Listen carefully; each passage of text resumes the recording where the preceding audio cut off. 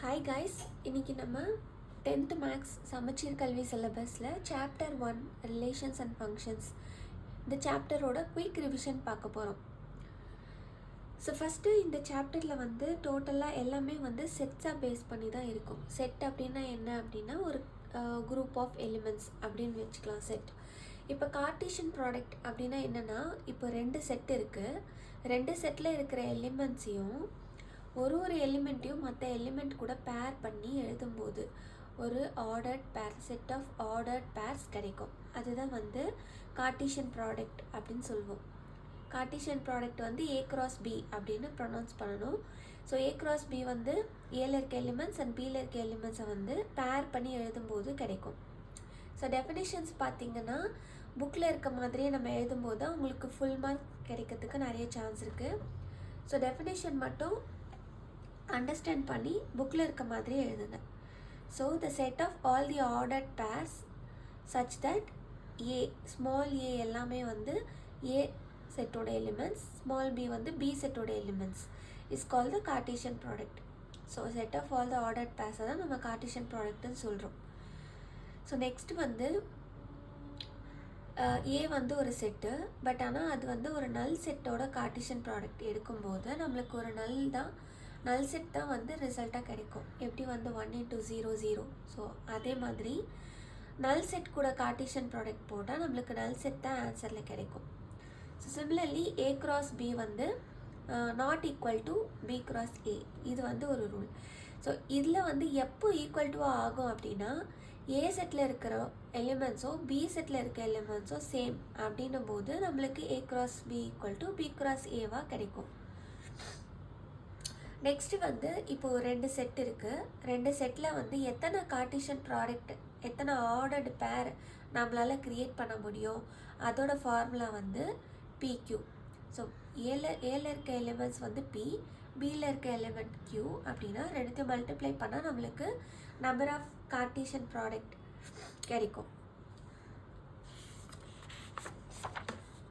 So next ரிலேஷன்ஸ்னால் என்ன அப்படின்னா, Cartesian ப்ராடக்ட்னால் நம்மளுக்கு ஒரு செட் ஆஃப் ஆர்டர்ட் பேர் அப்படி சொன்னேன் இல்லையா. ஸோ அந்த ஆர்டர்டு பேரே நம்மளுக்கு ஒரு ஸ்பெசிஃபைடு கண்டிஷன்ஸில் இருக்கிற ஆர்டர்டு பேரை மட்டும் தான் நம்ம கன்சிடர் பண்ண போகிறோம் அப்படின்னா அது ரிலேஷன்ஸ் அப்படின்னு சொல்லுவோம். ஸோ இப்போ 2 செட் இருக்குது ஏ பி. ஸோ இப்போ இந்த 2 செட்டுக்கு இருக்க ரிலேஷன் மல்டிப்ளைட் பை 2 அப்படின்னா 1 into 2 2, 2 into 2 4, 3 into 2 6.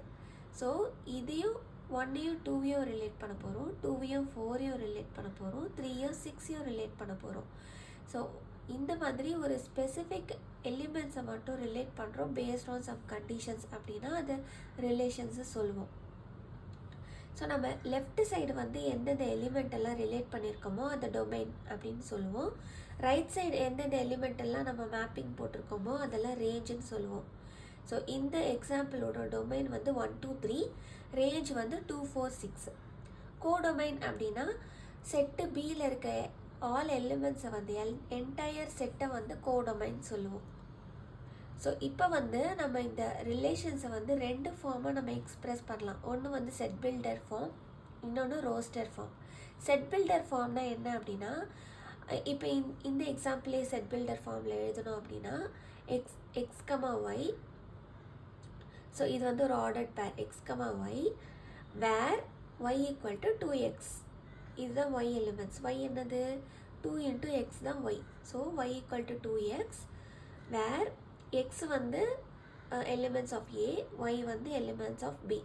ஸோ இந்த மாதிரி எக்ஸ்ப்ரெஸ் பண்ணோம் அப்படின்னா அது செட் பில்டர் ஃபார்ம். ரோஸ்டர் ஃபார்ம்னா நம்ம எழுதணும் இல்லையா, ஆர்டர்ட் பேர், கார்ட்டீசியன் ப்ராடக்ட்டுக்கு ஆர்டர்ட் பேர் எழுதணும் இல்லையா, அதே மாதிரி ஆர்டர்ட் பேர்ஸாக எழுதும்போது நம்மளுக்கு ரோஸ்டர் ஃபார்ம் கிடைக்கும். ஸோ இது 1, 2, 2, 4, 3, 6 இப்படி எழுதும்போது நம்மளுக்கு அது ரோஸ்டர் ஃபார்ம்னு சொல்லுவோம். ஸோ கார்ட்டீசியன் ப்ராடக்ட் இதில் இருக்கிற மொத்த பேரையும் எழுதணும், அது கார்ட்டீசியன் ப்ராடக்ட். அதில் ஒரு குறிப்பிட்ட pairs based on some specific conditions மட்டும் எடுத்துக்கிறோம் அப்படின்னா அது relations. So basically relation subset of Cartesian product. சப்செட்டுனா இது ஒரு பெரிய செட்டு, இதுக்குள்ளே இருக்கிற எலிமெண்ட்ஸ்லேருந்து தான் இந்த ரிலேஷன் இருக்கும். ஸோ அது சப்செட்டுன்னு சொல்லுவோம். ஸோ நெக்ஸ்ட்டு ரிலேஷன்ஸில் ஒரு ரிலேஷனில் வந்து எந்த எலிமெண்ட்டுமே இல்லை அப்படின்னா அது நல் ரிலேஷன் அப்படின்னு சொல்லுவோம். ஸோ இப்போ வந்து 2 செட் இருக்குது. 2 செட்டில் வந்து டோட்டல் நம்பர் ஆஃப் ரிலேஷன்ஸ் என்னென்ன அப்படின்னு கண்டுபிடிக்கணும் அப்படின்னா அதோட ஃபார்முலா வந்து 2 பவர் PQ. P வந்து number of elements A, Q number of elements Bனா 2 பவர் PQ தான் வந்து number of possible relations from the 2 sets. So next வந்து ஃபங்க்ஷன்ஸ் பார்க்கலாம். ஃபங்க்ஷன்ஸ் வந்து ரிலேஷன்ஸும் ஃபங்க்ஷன்ஸும் சிமிலர் தான். பட் ஆனால் ஃபங்க்ஷன்ஸுக்கு சம் ஸ்பெசிஃபிக் ரூல்ஸ் இருக்குது. அப்படி ரூல்ஸ் இருந்தால் தான் ஃபங்க்ஷன்ஸ். அப்படி அந்த ரூல்ஸ் என்ன அப்படின்னா இப்போ இந்த ஏல வந்து எந்த லெஃப்ட் ஓவர் எலிமெண்ட்ஸும் இருக்கக்கூடாது ஏல. சிமிலர்லி 1 to many ரிலேஷன் வந்து இருக்கக்கூடாது. ஒரு எலிமெண்ட்டே வந்து நான் 2க்கு மேப் பண்ணுறேன், 4க்கு மேப் பண்ணுறேன், 6க்கு மேப் பண்ணுறேன், அந்த மாதிரி இருக்காது. ஸோ அதுதான் வந்து key difference between relations and functions. So இப்போ பார்த்தீங்கன்னா இந்த சைடு இருக்கிற எல்லா எலிமெண்ட்ஸும் இமேஜ்னு சொல்லுவோம். இந்த சைடு இருக்கிற எல்லா எலிமெண்ட்ஸையும் ப்ரீ இமேஜ்னு சொல்லுவோம். ஸோ 2 வந்து இமேஜ் ஆஃப் 1, ஓகேவா. 4 is image of 2. Similarly 2 is the pre image of 4. Okay. So இந்த சைடு இருக்கிற எலிமெண்ட்ஸ்லாம் pre images of B, pre image of B elements அப்படி சொல்லுவோம். இந்த சைடு இருக்கிறதெல்லாம் இமேஜஸ் ஆஃப் A எலிமெண்ட்ஸ்ன்னு சொல்லுவோம்.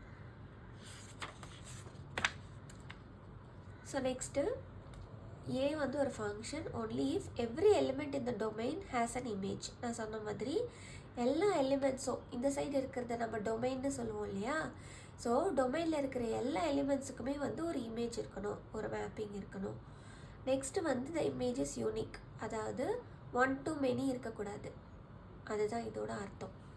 ஸோ நெக்ஸ்ட்டு வந்து இப்போ நம்பர் ஆஃப் ஃபங்க்ஷன்ஸ் பாசிபிள் அது எப்படி கண்டுபிடிக்கிறது? அது வந்து Q பவர் P ஃபார்முலா. இப்போ A செட்டில் இருக்க எலிமெண்ட்ஸ் வந்து P, B செட்டில் இருக்க எலிமெண்ட்ஸ் வந்து Q அப்படின்னா number of functions that could exist from A to B வந்து Q power P. Okay. So function test இப்போ வந்து ஒரு 2 செட்டில் இந்த ஃபங்க்ஷன் வந்து இது ஃபங்க்ஷனாக இல்லையா அப்படின்னு பார்க்க சொல்லுவாங்க. ஸோ அப்படி பார்க்கும்போது உங்களுக்கு வந்து இந்த சைடு ஃப்ரீ எலிமெண்ட்ஸே இருக்கக்கூடாது. அப்போ தான் அது ஃபங்க்ஷன் டெஸ்ட் பாஸ் ஆகும். இந்த சைடு ஃப்ரீ எலிமெண்ட்ஸ் இருக்குன்னா that is not a function அப்படின்னு போட்டுக்கலாம். சிமிலர்லி இந்த மாதிரி 1 to many மேப்பிங் இருந்தாலும் இந்த மாதிரி ஒரு எக்ஸ்ப்ளனேஷன் 1 வந்து 1 which is element of A has 2 images. அதனால் this is not a function அப்படின்னு நீங்கள் கன்க்ளூட் பண்ணிக்கலாம். ஸோ நெக்ஸ்ட்டு வந்து ஃபங்க்ஷன் ரெப்ரசன்டேஷன். இது வந்து ரொம்ப இம்பார்ட்டண்ட்டான ஒரு டாப்பிக்கு. இது வந்து அடிக்கடி 5 மார்க்ஸில் கேட்கறதுக்கு நிறைய சான்ஸ் இருக்குது. இப்போ வந்து 2 செட்டு கொடுத்துருவாங்க, ஃபங்க்ஷன் கொடுத்துருவாங்க. ஸோ f(1) வந்து நீ கண்டுபிடிச்சிக்கணும், f(2) கண்டுபிடிச்சிக்கணும், f(3) கண்டுபிடிச்சிக்கணும். ஸோ கண்டுபிடிச்சோன்னா நம்மளுக்கு என்ன கிடைக்கும்? இது ஆக்சுவலாக மல்டிப்ளைட் பை 2 தானே. ஸோ 1க்கு 2, 2க்கு 4, 3க்கு வந்து 6. ஸோ ஆரோ டயக்ராம்னா நம்மளை இந்த மாதிரி செட்டு ஃபார்ம் பண்ணி இந்த மாதிரி ஆரோஸ் போட்டுக்கணும். இது ஆரோ டயக்ராம். டேபிள் ஃபார்ம்னா வந்து எக்ஸை வந்து 1 2 3 வந்து எக்ஸில் போட்டுக்கணும். f(x) வந்து 2 4 6 அதை வந்து இந்த f(x) ஓட ரோஸில் போட்டுக்கணும். இது வந்து டேபிள் ஃபார்ம். ஆர்டர்ட் பேர்னால் வந்து நம்ம கார்ட்டீசியன் ப்ராடக்ட் எழுதுகிற மாதிரி ஒரு பேராக எழுதணும். 1, 2, 2, 4, 3, 6 அப்படி எழுதுனா அது ஆர்டர்ட் பேர். கிராஃப் ஃபார்ம்னா வந்து கிராஃபில் பிளாட் பண்ணணும். எக்ஸ் ஆக்சஸ் போட்டுக்கணும், ஒய் ஆக்சஸ் போட்டுக்கணும். ஃபஸ்ட்டு எலிமெண்ட்டில் இருக்க எக்ஸ் ஆக்சஸில் பிளாட் பண்ணணும், செகண்ட் எலிமெண்ட் வந்து ஒய் ஆக்சஸ் கரஸ்பாண்டிங் ஒய் ஆக்சஸில் பிளாட் பண்ணணும். ஸோ இந்த மாதிரி போடும்போது நம்மளுக்கு கிராஃப் ஃபார்ம் கிடைக்கும். ஸோ நம்மளுக்கு வந்து நிறைய டைப் ஆஃப் ஃபங்க்ஷன்ஸ் இருக்குது. அதில் வந்து 1 to 1 ஃபங்க்ஷன் அப்படின்னா ஒரு எலிமெண்ட்டுக்கு ஒரு இமேஜ் தான் இருக்குது அப்படின்னா அது வந்து 1 to 1 function. Distinct elements of A have distinct images of B. So every image வந்து யூனிக்காக இருக்கும்போது நம்மளுக்கு வந்து 1 to 1 அப்படின்னு சொல்லுவோம். ஸோ அதோட இன்னொரு நேம் வந்து இன்ஜெக்ஷன். மெனி டு 1 ஃபங்க்ஷன்னா ஒரே எலிமெண்ட் வந்து 2 எலிமெண்ட்ஸுக்கு வந்து சேம் இமேஜ் இருக்கும். அதுதான் வந்து மெனி டு 1 ஃபங்க்ஷன். நெக்ஸ்ட்டு வந்து ஆன் டு ஃபங்க்ஷன். ஆன் டுனா வந்து நம்மளுக்கு இந்த ரைட் சைடு வந்து லெஃப்ட் ஓவர் எலிமெண்ட்ஸ் இருக்கலாம், ஓகேவா? லெஃப்ட் சைடு இருந்தால் தான் அது ஃபங்க்ஷனே கிடையாது. ஸோ ரைட் சைடு இருக்குது அப்படின்னா நம்மளுக்கு வந்து ரைட் சைடு இல்லை, எலிமெண்ட்ஸ் லெஃப்ட் ஓவர் எலிமெண்ட்ஸ் இல்லைன்னா அது onto function. Left over element something இருக்குது அப்படின்னா அது into function. So if the range of F is equal to codomain of F. ரேஞ்சுனா என்ன? இந்த சைடு என்னென்னலாம் மேப் ஆகிருக்கோ அதை ரேஞ்சுன்னு சொல்லுவோம். கோடொமைன்னா தி என்டையர் செட்டை வந்து கோடொமைன் சொல்லுவோம். ஸோ ரேஞ்சும் கோடொமைனும் ஈக்குவலாக இருக்கும்போது அது வந்து on to function. So into ஃபங்க்ஷன்னா there exists at least one element in B which is not the image of any element in A, which means இங்கே வந்து some leftover elements இருக்குது, மேப் ஆகாத எலிமெண்ட்ஸ் இருக்குது அப்படின்னா அது இன்டு ஃபங்க்ஷன். ஸோ ஒரு function வந்து 1 to 1 and on to. 1 to 1னா என்னது? ஒரு எலிமெண்ட்டுக்கு ஒரு இமேஜ் தான் இருக்கும், அது 1 to 1. அண்ட் ஆன் டுனா எந்த லெஃப்ட் ஓவர் எலிமெண்ட்ஸும் இல்லை அப்படின்னா அது ஆன் டு. ஸோ இந்த மாதிரி ஒரு ஃபங்க்ஷன் இருக்குன்னா நம்ம வந்து அதை பைஜெக்ஷன் அப்படி சொல்லுவோம். இந்த பைஜெக்ஷனுக்கு வந்து நம்மளுக்கு நீங்கள் ஹையர் கிளாஸஸ் போக போக உங்களுக்கு நிறைய அப்ளிகேஷன்ஸ் வரும் இதை யூஸ் பண்ணுற மாதிரி. ஸோ இது தெரிஞ்சு வச்சுக்கணும். So vertical line test. Vertical line test தான் இப்போ ஒரு கிராஃப் ஃபார்மேட் போட்டோம். ஸோ இந்த மாதிரி நீங்கள் ஒரு கிராஃப் ஃபார்மேட் போட்டீங்க. இதில் வந்து நீங்கள் ஒரு வெர்டிக்கல் லைன் வரைகிறீங்க அப்படின்னா இந்த மாதிரி ஒரு வெர்டிக்கல் லைன் வரையும் போது அது ஒரு பாயிண்டில் மட்டும்தான் இன்டர்செக்ட் ஆகும். வெர்டிக்கல் லைன் டெஸ்ட் எதுக்கு பண்ணுவோம் அப்படின்னா நம்ம ஃபங்க்ஷனாக இல்லையான்னு டெஸ்ட் செக் பண்ணுறதுக்கு தான் பண்ணுவோம். ஸோ ஃபங்க்ஷன் அப்படின்னா ஒரே ஒரு பாயிண்டில் மட்டும்தான் இன்டர்செக்ட் ஆகும். ஹரிசாண்டல் லைன் டெஸ்ட் எதுக்கு பண்ணுறோம் அப்படின்னா அது 1 to 1 ஃபங்க்ஷனா அப்படின்னு கண்டுபிடிக்கிறதுக்காக பண்ணுவோம். ஸோ இப்போ நீங்கள் வந்து எஃப் ஆஃப் எக்ஸை வந்து ஒரு கிராஃப் ஃபார்மில் போட்டுட்டு அதில் ஒரு ஹரிசாண்டல் லைன் போடுறீங்கன்னா அது ஒரே பாயிண்டில் இன்டர்செக்ட் ஆச்சுன்னா அது 1 to 1 ஃபங்க்ஷன். ஸோ நம்மளுக்கு அதர் டைப்ஸ் ஆஃப் ஃபங்க்ஷன்ஸும் இருக்குது. So f of x equal to எக்ஸ்னால் வந்து இமேஜும் ப்ரீ இமேஜும் சேமாக இருக்கும். ஸோ 1க்கு 1, 2க்கு 2 அந்த மாதிரி. ரெசிப்ரோக்கல் ஃபங்க்ஷன்னா வந்து இங்கே வந்து எஃப் ஆஃப் எக்ஸ் வந்து 1/xஆக வந்து பிளாட் பண்ணுவோம். ஸோ 2க்கு வந்து 1/2 பிளாட் பண்ணுவோம், 3க்கு வந்து 1/3 பிளாட் பண்ணுவோம் அந்த மாதிரி. ஸோ கான்ஸ்டன்ட் ஃபங்க்ஷன்னா வந்து எல்லாத்துக்குமே 1 2 3 எல்லாத்துக்குமே வந்து ஒரே ஒரு ஏ அது மட்டும் தான் இமேஜ் அப்படின்னா ஒரு கான்ஸ்டன்ட் மட்டும் தான் இமேஜ்னா அது கான்ஸ்டன்ட் ஃபங்க்ஷன். லீனியர் ஃபங்க்ஷன்னா இந்த மாதிரி ஒரு ஈக்குவேஷன் ஃபார்மேட்டில் இருக்கும், அது வந்து லீனியர் ஃபங்க்ஷன். ஈக்குவேஷன்ஸ்லேயே வந்து எக்ஸ் ஸ்கொயரில் இருந்துச்சுன்னா அது குவாட்ரட்டிக் ஃபங்க்ஷன், எக்ஸ் க்யூபில் இருந்துச்சுன்னா அது கியூபிக் ஃபங்க்ஷன். ஸோ இப்போ வந்து ஒரு குவாட்ரட்டிக் ஃபங்க்ஷனை நம்ம கிராஃப் ஃபார்மேட்டில் பிளாட் பண்ணுறோம் அப்படின்னா அது வந்து நம்மளுக்கு வந்து இப்படி கிடைக்கும், ஒரு பேரபோலா ஃபார்மேட்டில் கிடைக்கும், இப்படியோ இல்லை இப்படியோ கிடைக்கும். இதுதான் வந்து குவாட்ரட்டிக் ஃபங்க்ஷனை நம்ம பிளாட் பண்ணும்போது கிடைக்கிற ஃபார்ம். ஸோ அது வந்து குவாட்ரட்டிக் ஈக்குவேஷன் வந்து parabolic form. Same reciprocal function வந்து ஹைப்பர்போலா ஃபார்மில் இருக்கும். ஹைப்பர்போலா எப்படி இருக்கும்னா இப்படி இருக்கும், இப்படியோ இப்படியோ இருக்கும். ஸோ இந்த மாதிரி இருந்துச்சுன்னா இது வந்து ஒரு ஹைப்பர்போலா. ஸோ நெக்ஸ்ட் வந்து காம்போசிஷன் ஆஃப் ஃபங்க்ஷன்ஸ் பார்க்கலாம். காம்போசிஷன்னா ஒரு எக்ஸாம்பிளுக்கு ஒரு கிளாஸில் நிறைய ஸ்டூடெண்ட்ஸ் இருக்கீங்க, இந்த ஸ்டூடெண்ட்ஸுக்கு வந்து ரோல் நம்பர்ஸ் கொடுத்துருக்காங்க, ஓகேவா? So based on the roll நம்பரை வந்து நம்ம வேறு ஏதாவது ஒரு code number based on the roll number வந்து டிரைவ் பண்ண போகிறோம் அப்படின்னா இப்போ இந்த ரெண்டு ஃபங்க்ஷனும் வந்து இன்டர்லிங்க்டாக இருக்குது. இது வந்து காம்போசிஷன் ஆஃப் ஃபங்க்ஷன்ஸ் அப்படின்னு சொல்லுவோம்.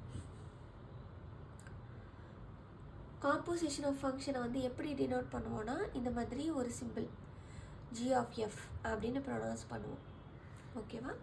ஸோ f of g வந்து not equal to g of f. So இந்த காம்போசிஷன் வந்து நாட் கம்யூட்டேட்டிவ். ஜென்ரலாக இது வந்து ஈக்குவலாக இருக்காது, ஓகேவா?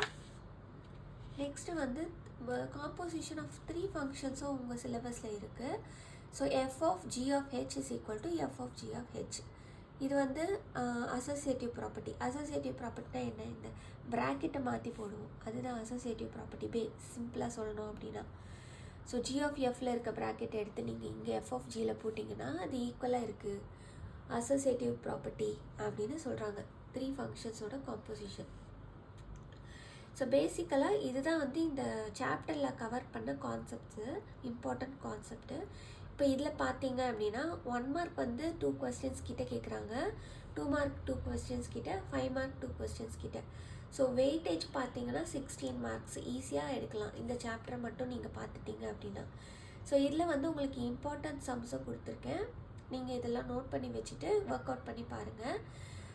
இம்பார்ட்டன்ட் சம்ஸை வந்து சால்வ் பண்ணுறது வந்து நான் நெக்ஸ்ட் வீடியோவில் போஸ்ட் பண்ணுறேன், அந்த வீடியோவை மறக்காமல் பாருங்கள். அப்போ தான் உங்களுக்கு வந்து இந்த சாப்டரை வந்து ஃபுல்லாக ரிவிஷன் பண்ண மாதிரி இருக்கும். ஸோ நெக்ஸ்ட் வீடியோவில் பார்க்கலாம். பை.